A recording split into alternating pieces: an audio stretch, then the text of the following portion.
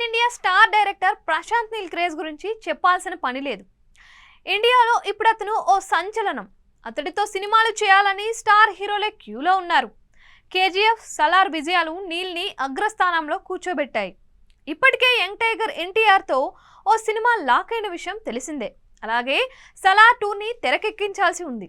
ఇవి ఎప్పుడు పట్టాలెక్కుతాయి అన్నది క్లారిటీ లేదు. సెప్టెంబర్ నుంచి తారక్ సినిమా మొదలవుతుంది అనేది ప్రచారంలో ఉంది. కానీ అందులో వాస్తవం ఏంటి అన్నది తెలియని పరిస్థితి. ఈ నేపథ్యంలో తాజాగా ప్రశాంత్ నీల్ గురించి మరో ఇంట్రెస్టింగ్ ప్రచారం జరుగుతోంది.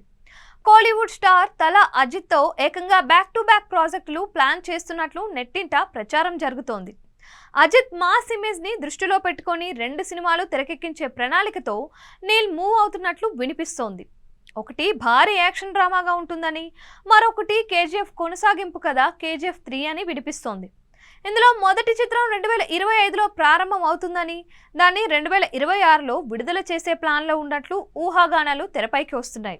ఇదే కనుక నిజమైతే అజిత్ అభిమానులకు పండగే. ఇప్పటికే ఆ కాంబినేషన్లో సినిమా చూడాలని ఆశపడుతున్నారు. సోషల్ మీడియా వేదికగా నీల్కి తమ అభ్యర్థనలు చేశారు. దీంతో ఈ ప్రచారం అభిమానుల్లో హాట్ టాపిక్గా మారింది.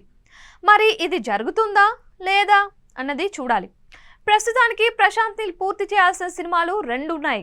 అవే సలార్ 2 ఒకటి కాగా, యంగ్ టైగర్ ఎన్టీఆర్తో రెండవది. తారక్ సెప్టెంబర్ నుంచి డేట్లు ఇచ్చినట్లు ప్రచారం సాగుతోంది. అలాగే ప్రభాస్ కూడా రాజాసాబ్తో పాటు సలార్ 2ని పట్టాలెక్కించే ప్లాన్లో ఉన్నట్లు వినిపిస్తోంది.